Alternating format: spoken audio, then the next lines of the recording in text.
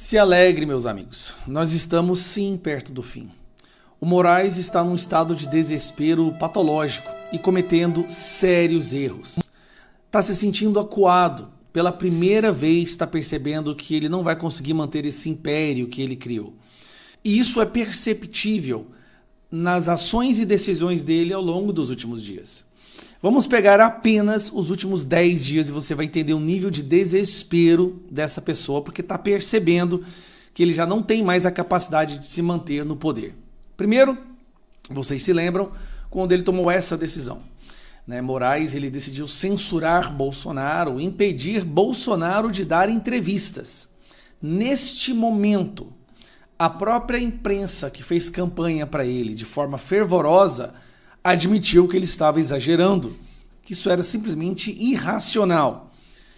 E vários juristas concordaram também. Juristas listam exageros em decisões de Moraes contra Bolsonaro.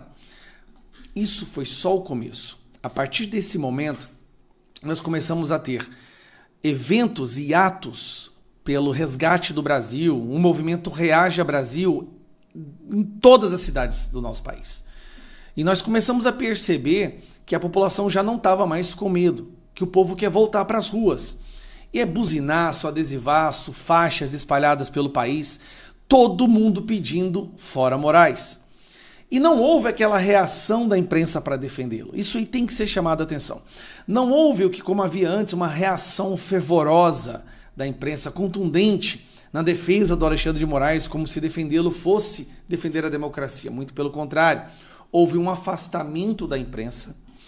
O centro não fez nenhuma menção, os presidentes da Câmara, dos deputados, nem do Senado, nenhuma postagem institucional em defesa do Alexandre de Moraes. O que veio, na verdade, foram mais certezas de sanções vinda dos Estados Unidos. E aí, o Moraes fez isso aqui, ó. Moraes bloqueia bens, contas e PIX de Eduardo Bolsonaro. Moraes bloqueou as contas do deputado federal, o recordista de votos na história do Brasil. Ele bloqueou as contas dele. Não satisfeito, ele cometeu um gravíssimo erro. E aqui não tem como ninguém concordar com isso. O Moraes bloqueou as contas da esposa do Eduardo Bolsonaro, a Heloísa. Uma mulher, mãe de 2 filhos, que não tem absolutamente nada, nunca militou, nunca deu entrevista política, nunca fez nenhuma articulação. Ele bloqueou as contas dela também. Não só do Eduardo, mas também da esposa do Eduardo. Então ele está pegando o que ele acredita ser a punição para uma pessoa e começando a jogar para as pessoas próximas a ela, o que é proibido pela nossa Constituição. Você não pode punir alguém pelo crime de outrem. Não dizendo que houve crime do Eduardo. E todo mundo sabe que não houve, absolutamente zero. Mas aí ele está perseguindo a família do Eduardo Bolsonaro. E aí é onde é que ele surtou. Nós temos um deputado federal chamado Felipe Barros, que é o presidente da CREDEM. Ele é o presidente da Comissão de Relações Exteriores. Como presidente da CREDEM, ele viajou aos Estados Unidos para fazer uma visita ao Eduardo Bolsonaro e conversar com autoridades daquele país. O Moraes decidiu fazer isso aqui, ó.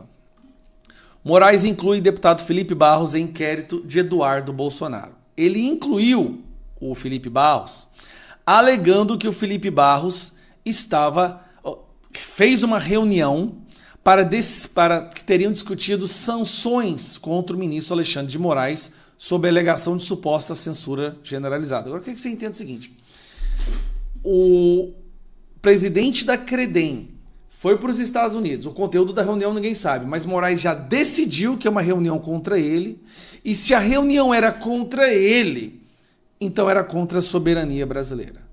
E por ser contra ele, deve-se colocar o nome de Felipe Barros no inquérito. Olha a loucura. Isso não é coisa de gente normal. Nós todos já sabíamos que algo não esquisito funcionava ali. Mas ao tomar uma decisão absurda dessa, ele comprou uma briga com o Congresso. E até agora, o que nós estamos vendo é cada vez mais o afastamento dele, o afastamento do Congresso e do Centrão do Moraes. Agora vamos lá. Olha onde que houve realmente um claro surto ali. O deputado Hélio, conhecido como Hélio Negão, e o deputado Crisóstomo foram para a Praça dos Três Poderes fazer uma manifestação pacífica e silenciosa com esparadrapo na boca. Você deve ter visto a imagem do Hélio com esparadrapo na boca. Eles sentaram na Praça dos Três Poderes para fazer uma manifestação pacífica. Impedir manifestações pacíficas é algo vedado pela Constituição, porque isso só acontece em ditaduras. Única e exclusivamente em ditaduras, você terá notícia do governo, do Estado, tentando impedir uma manifestação pacífica. Mas aqui no Brasil, isso aconteceu. Olha só onde mais isso acontecia também, que eu quero mostrar para vocês aqui, para vocês entenderem a situação que nós estamos. Maduro proíbe manifestações que possam atrapalhar constituinte. Oposição amplia protesto nessa sexta-feira. Então, o Moraes decidiu fazer uma decisão no fim da noite, quase meia-noite, mandando a polícia prender os deputados federais por estarem praticando um crime. Preste atenção. Você só pode prender um deputado federal por flagrante de crime inafiançável. Ele mandou prender 2 deputados, na verdade ele mandou prender 5. Só que ele estava num susto tão grande que 3 desses deputados nem sequer estavam lá. Eles nem sequer estavam no local, mas sai a decisão de que se esses deputados não saíssem de lá, eles deveriam ser presos. Para piorar, ele intima o governador de Brasília para o coitado do cara sair lá quase de pijama, correndo desesperado, para ir lá e tirar os deputados da Praça dos Três Poderes. Já é proibido você impedir qualquer manifestação pacífica no Brasil, isso está na Constituição, isso é um cidadão comum, você não pode proibir ele de fazer isso. O Moraes proibiu 5 deputados e determinou, algo que não é da prerrogativa dele, estabelecer um perímetro de 1 quilômetro ali, na esplanada dos Três Poderes, dos ministérios, para que não houvesse manifestação. 1 quilômetro. Ele está tomando decisão de governo, ele está tomando decisão de presidente, ele está tomando decisão do presidente do STF. Não existe o menor cabimento às decisões que o Moraes tomou ali. O que isso nos mostra? Ele está amedrontado, acuado. Não é à toa que ele estava viajando pelo mundo aí, como dizem algumas fontes, tentando realocar ali um capital com medo da Magnitsky, que virá nessa semana, até a própria imprensa fala isso. Mas não é só isso. Ele está percebendo que essa Magnitsky vai vir contra os colegas dele no STF e ele sabe que os colegas dele vão abandoná-lo. O Moraes vai cair. A nossa parte nisso tudo é continuar pressionando o máximo que nós pudermos. Falar com os senadores dos seus estados, fazer seu buzinaço, estar nas ruas de todo o Brasil no dia 3. Não importa, se na sua cidade é pequena, não vai ter ninguém, vai para a cidade que vai ter. Deve ter uma capital aí perto da sua cidade, é uma cidade de grande porte, que vai ter essa manifestação e vá. Reaja, Brasil, pelo amor de Deus, esse é o momento de reagir. E por isso eu estou te falando aqui, ó.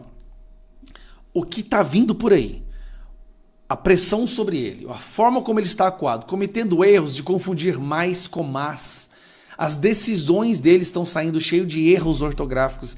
É um cara que está completamente surtado. E depois da defesa do Felipe Martins, quando o Felipe Martins mostrou todos os crimes que foram cometidos contra ele, a mando do Alexandre de Moraes, o Alexandre de Moraes se tornou hoje uma pessoa simplesmente indefensável, até mesmo para a imprensa militante. A imprensa militante adorou quando ele fez o trabalho dele de impedir Bolsonaro de vencer, mas a própria imprensa militante entendeu, esse cara foi longe demais, ele está destruindo a democracia brasileira, ele é hoje a maior ameaça à democracia brasileira. Então, alegre-se, nós estamos perto do fim, mas é justamente agora que eles vão reagir com tudo e por isso nós temos que estar todos nas ruas e milite nas redes sociais. Não subestime a importância de compartilhar, dar a sua opinião, gravar os seus vídeos. Nós vamos lembrar desse momento como o momento que o Brasil decidiu acabar com a ditadura da toga e resgatar a democracia. Só que a gente precisa de adultos para fazer isso agora. A gente precisa de brasileiros patriotas. Não precisa ser bolsonarista. Eu não estou falando aqui de Bolsonaro. Eu estou falando de viver num país onde a lei seja respeitada, onde o bandido criminoso corrupto vai preso e pessoas possam fazer manifestações pacíficas.